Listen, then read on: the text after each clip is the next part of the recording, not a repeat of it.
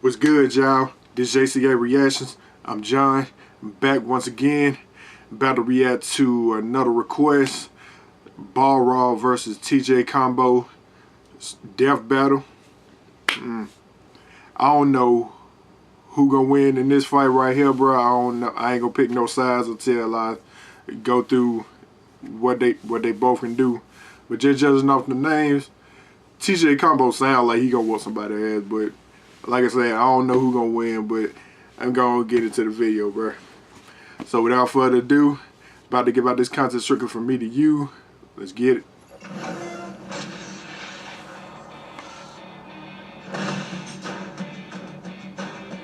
Thousands of years ago, one Greek guy punched another Greek guy, and then they just turned it into a sport.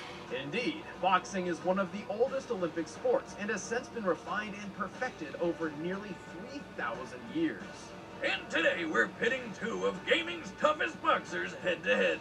Balrog, the crazy buffalo from Street Fighter. And T.J. Combo, the hard-hitting champ from Killer Instinct. He's Wiz and I'm Boomstick. And it's our job to analyze their weapons, armor, and skills to find out who would win a death battle. Boxer, gambler, cheater. Heavyweight champ Balrog has been called many things. Merciful was never one of them. Hard to blame him given his rough upbringing. Born and raised in a ghetto neighborhood, the young brawler-to-be had one goal: to leave his poor family and taste that sweet, sweet American dream. You know, the boozing, gambling, and womanizing kind of dream. A brute at heart, Balrog learned early Boy, on skinny as hell, boy. Roughing others up. A gift which he soon turned into a professional boxing career. Does that really surprise anyone, though? I mean, look at the guy! His skin can barely even contain his own muscles. At 6'4" and 298 pounds, Balrog is a monster. Compared to real-life boxers, Balrog would be the second largest heavyweight champion in the entire history of the sport. Talk about a beast. He look like a He beast, makes though. good use of that size and strength as he specializes in slugger-style boxing. Out of the four generally accepted styles of boxing, sluggers are the most straightforward. They sacrifice mobility and finesse in favor of unwavering perseverance and terrifying brute force. And Balrog embodies this style to a T. Sluggers are great at taking lots of hits without going down, and then KOing their opponents with just a couple big punches. In Balrog's case, his dashing punches let him come in swinging. His screw smash uppercut is so brutal, he can power through other attacks. But Balrog's strength really shines with his famous gigaton blow, or with his incredibly deadly turn punch, if he's able to hit anything with it, that is. The longer he tenses his arm up for, the more powerful the move gets. While all these moves are fair game in the rules of boxing, fairness is the last thing Balrog cares about. Damn, this freaking guy is crazy. I mean, really, look at those eyes. That's the same look old Grandpappy Boomstick had every time he came home. They got cartoon shows out of this too. Till the damn chickens got him. Unfortunately, his victory was short-lived. Damn. When he returned to That the ring, motherfucker he ended defying up gravity, killing his boy. opponents. With his career ruined, Balrog returned to the life of gambling, booze, and women. Man, he got to kill a guy and drink all day? Talk about living the life. But B-Rog wasn't done flexing his fighting skills. He joined the crime syndicate Shadaloo and basically punched his way up to become its founder's right-hand man. And who wouldn't want somebody as rough and tough as Balrog at their side? Especially since he's so strong, he once killed an elephant with just one punch. See this one? His name's Kodal. Balrog killed his best friend. Good friggin' elephants had it coming for years. Never shut up. And someone always loses when Dawson stays. Elephants commonly use their skulls to knock down trees, meaning they can withstand a force of at least 10,000 pounds. The strongest punch ever recorded comes from heavyweight champ Frank Bruno with a force of 1,420 pounds. A dangerous amount of strength to be sure, but still only 1/7 of Balrog's potential. But Balrog wouldn't be a true slugger if he couldn't take a beating. He battled the sumo wrestler E. Honda, and the two fell off a cliff, and they both survived. We know this fight takes place in Thailand and on a cliff overlooking a river. This area is very similar to the northern Kwai Yai River, which can be more than 300 feet wide. By comparing that that to looks the so width of dope. the river as seen here, we can estimate the cliff to be 1,272 feet high. But while Balrog may have the raw power of a slugger, he's got all the downsides that come with it too. A smart enough opponent could potentially predict and counter his attacks. This is how he lost to other Street Fighters like Dudley and Alex. Yeah, he's not the brightest shed in the tool, if you know what I mean. Tool in the shed. You're a tool. After Shadaloo's head honcho was defeated, Balrog got a promotion and ran the whole crime syndicate himself, until he ran the whole organization into the ground. Probably a few too many blows to the head. But hey, we're not here to test his management skills. Balrog's been out of the ring for years, but today he's here to show he's still got what it takes to win. At the end of the day, you gotta respect the crazy buffalo. I can almost smell the money now. If I can pull this off, I'll be on Easy Street forever. Standing 6'1" and weighing 220 pounds, T.J. Combo is the definition of a champion. But he didn't start out that way. Born to a poor family on the Texas coast, Tyler Johnson Garrett was in for a rough road to fame and glory. TJ didn't have much, but he did have boxing. TJ's dad trained him to box, and he joined a junior league when he was 12 years old, where he promptly lost. But instead of learning from his mistakes and trying again the next year, TJ replaced the padding in his glove with a roll of quarters and got his revenge with one savage blow. If he learned anything that day, it was only how good it felt to win. Well, the junior league didn't exactly agree, so they kicked him out. For the rest of his childhood, he was in and out of trouble. But unwilling to give up, TJ eventually took what little he owned to start a new life at a boxing gym in Chicago. As a janitor. Hey, Wow. gotta start somewhere. Yo, check this out. TJ's love for boxing never died. Every dollar he earned was spent on boxing lessons. Every spare minute studying legends like Mike Tyson and Muhammad Ali. You can say he That was was what- really cleaning it up in the ring until he finally got a shot at the heavyweight championship. Like his hero Ali, TJ fights using an outboxer style, staying outside an opponent's reach with evasive maneuvers and taking advantage of missed swings. And TJ's go-to attack is his mighty power line. Wait a minute, isn't that the band from a Goofy movie? No, Oh, it's a straight punch that knocks even the toughest opponents backward. His tremor punch is a flying overhand attack that can hit the ground so hard it creates a shockwave that knocks people off their feet. And he can even send them skyward with his vortex uppercut. but his fighting style goes beyond mere punches. His flying knee is good for aggressively closing in on opponents, and his shoot toss sets them up for his famous combos. That's where he got the nickname TJ Combo. Is that how you got your nickname, Boomstick? Nickname? What the hell are you talking TJ about? Combo might win it, bro. I don't Never know. mind. Through years of hard work and dedication, TJ eventually won the heavyweight championship. At last, fame, fortune, and glory were in his hands. And then they all went to his head. TJ got lazy, blowing his prize money on parties, Good for him. and ignoring his training until he lost the title. Ah, shoot. Man, this poor guy just can't keep it together, can he? That's when the world-dominating mega corporation Ultratech, aka Evil Walmart, offered TJ an experimental surgical procedure Evil to Walmart. put him back on top. And TJ remembered the lesson he learned long ago. If all else fails, just cheat shamelessly. Ultratech fused titanium implants into TJ's arms, drastically increasing his striking power. Within 6 months, TJ won his title back and held it for 20 years. But Ultratech wanted a favor in return. They waited 20 whole years to cash in the favor? Nobody's that patient. Ultratech had a new product, a robot warrior they wanted to showcase in a battle against the boxing champ. They left TJ with one word of instruction: lose. What? TJ smashed it to pieces in front of a live audience because screw perfectly legal long-term business contracts. In response, Ultratech exposed TJ for the cheater he was, and thus he was banned from boxing. Again. But this time, TJ refused to go out in disgrace. So he ripped the metal right out of his arms with his bare hands. Like a badass. Or a complete complete idiot. It reminds me of how Some Jax did on extreme luck, Mortal Kombat Ultratech's Annihilation. experimentation left him with a minor healing factor, which ensured his arms weren't ruined forever. What's more, he also learned he could enter a berserker mode, which enables him to move and punch faster when in desperate situations. Well, robo-arms or not, TJ is one impressive fighter. His punches can launch heavy enemies like Fulgore over 13 feet into the air.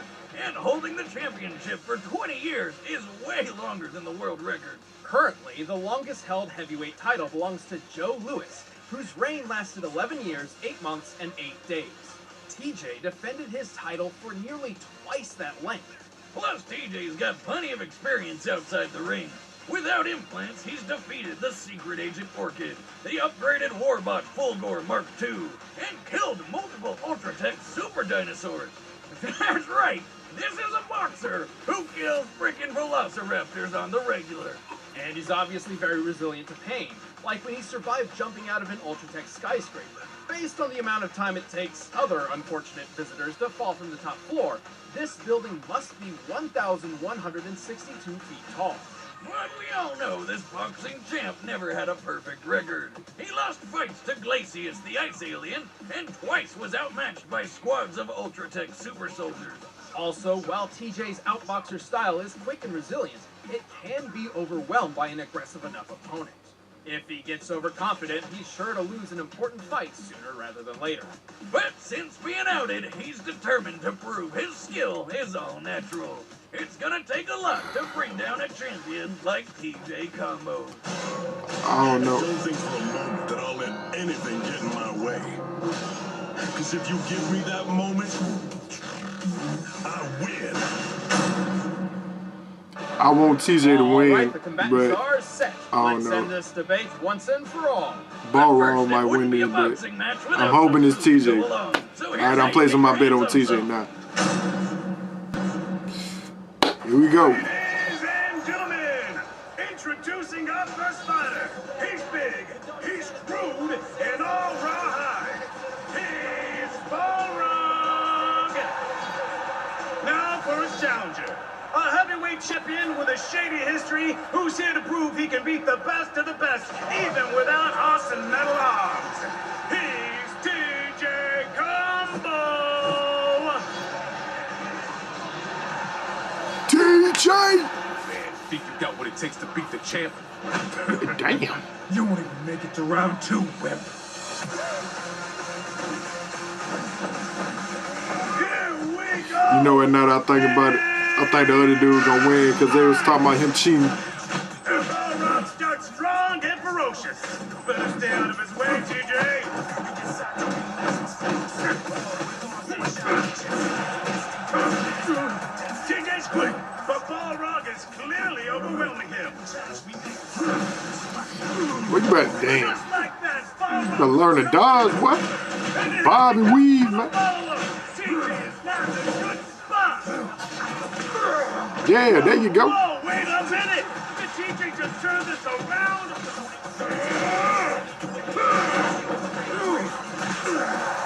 Incredible! Out of nowhere, Balrog's the first to fall. Annoying bastard. I'll break you like a rag doll. That's the bell, ending round 1. Folks, it looked like Balrog clearly had the reins in this fight, but I'd say TJ proved They got this set up like a real fight. moving into round 2. I think this is too close to call.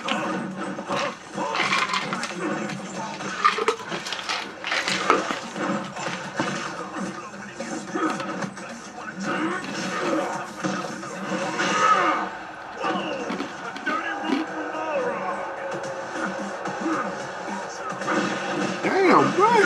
Whoa! That's not appropriate! Come on, Tiny. Just you and me. Bring it on, asshole. Oh! Now I'm turning into UFC now.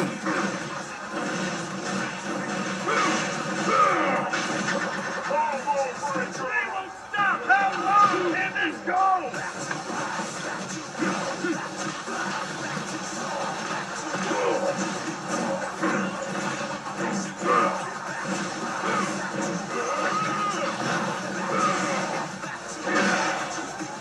Oh, damn. The ground, the platform crumbling.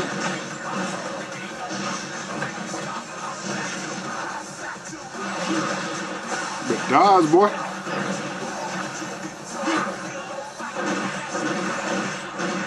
You won't hear the full takedown.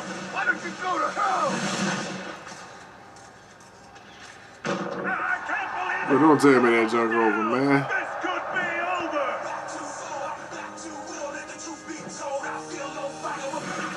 I ain't good. Yeah, there you go. What? TJ's back up with his last. There you look like Jax right now. Go ahead.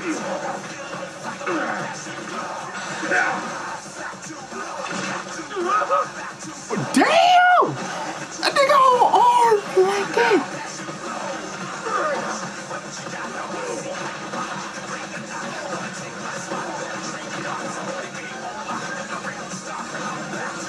Boo! Damn! That nigga head came clean off. An absolutely brutal foul. Excuse me. Damn! I've got a KO. Whoa! It's just like Damn, a man. group punch. Yeah, I placed my bet on the right person, man. This was an I told you. close bout. In fact, both fighters were evenly matched in a lot of unexpected ways. Being a slugger, Balrog was obviously used to having the strength advantage, but DJ actually had him matched. Recall how Balrog's punch killed an elephant whose skull could withstand 10,000 pounds of force, or 44,480 newtons. In comparison, TJ's Vortex Punch is capable of hitting opponents at a minimum of 13.4 feet into the air, even if they weigh as much as 550 pounds like Full Goal. To launch something How do you even that find heavy out- with just a punch find out all would these- require all these numbers? 44,820 newtons. How to get it accurate and shit. Dang, that's close, and that's not even TJ's strongest punch. Even their ability to take hits were pretty similar, like Balrog falling Excuse off of the cliff or TJ jumping out of the Ultratech skyscraper, both of which were at similar heights. Luckily for TJ, analyzing real-life boxing trends revealed his inherent advantage over Balrog. The popular triangle theory of boxing, also called the rock-paper-scissors theory, claims that sluggers such as Balrog naturally struggle against outboxers like TJ. Yeah, slugger punches are really strong, but they're predictable and require more energy. So a good outboxer could just keep his distance, capitalizing on mistakes, and then wear the slugger down over time until the opportune chance for a knockout blow. Obviously, it's called a theory for a reason. Every boxer is different. However, when applied at a very fundamental level, the triangle theory holds weight. Like when Ali took the title from slugger George Foreman in the famous Rumble in the Jungle by using those outboxer tactics. And don't forget TJ kept a heavyweight title for over 20 years. Despite how closely matched their power and durability were, TJ's speed, tactics, and experience won the match by permanent knockout. Well, that joke You was could so say clean, TJ had man. the instinct for this fight, and it was a killer. The winner is TJ Combo. Stick around, we're about to announce the combatants for the Alright, y'all. Now my reaction to Balrog versus TJ combo. Death battle, bruh. Hey, you who had requested me to look at that, bruh. Appreciate you doing that, bruh. This is dope ass death battle, man. Shit. Yeah, I seen you had asked me to react to Astro. Which one it was? Mega Man versus Astro Boy. I'm gonna react that one too, so be on the lookout for that one.